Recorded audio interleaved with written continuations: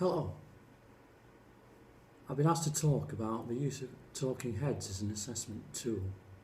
Talking heads are another form of presentation, but they're not done live. Presentations are widely regarded as a useful assessment method. We use them to test knowledge and understanding, but in addition, we use them to test wider skills such as communication skills and sometimes use of technology.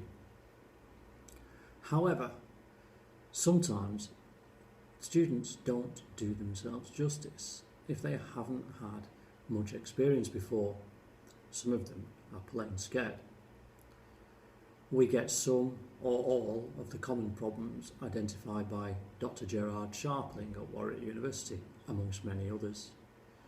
Students struggle to communicate, the nerves get in their way.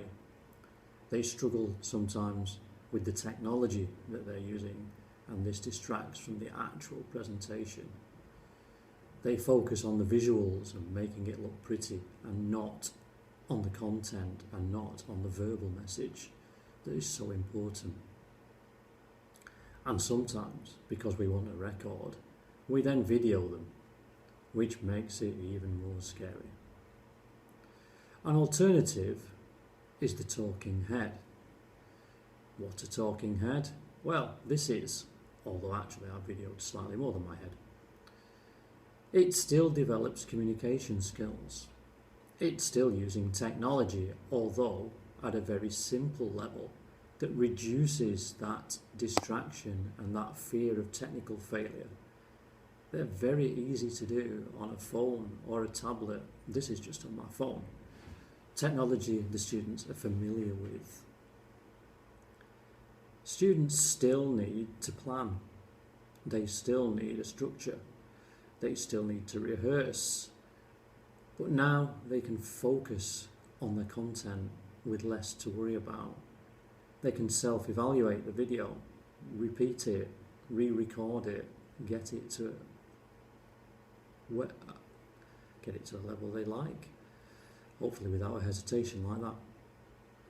They can focus on the clarity of their message, on the content of what they're saying, on their verbal skills.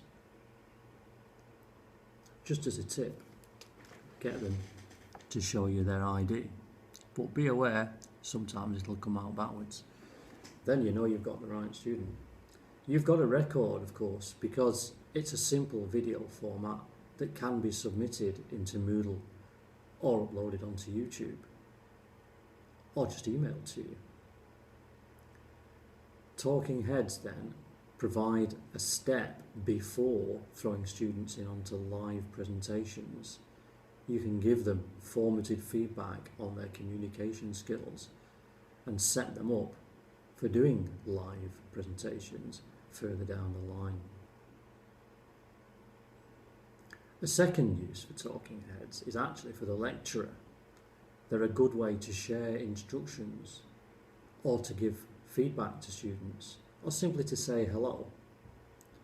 Chris Parr in the Times Higher Education Supplement, writing about multiple online courses, made the point that distance learners who were interviewed liked to feel there was a real person teaching them, and a talking head was one way of helping them feel that without the lecturer having to physically be there live. So talking heads are useful for learners on two fronts. Students can use them to do presentations without some of the issues that come up with live presentations, and they can receive messages from their lecturers without either party having to be actually present. This is something we might want to consider as we move towards more and more blended learning. In fact, talking about physical presence, as you listen, I'm already on my way to a strategy meeting in Staffordshire. I hope this was useful. Thanks.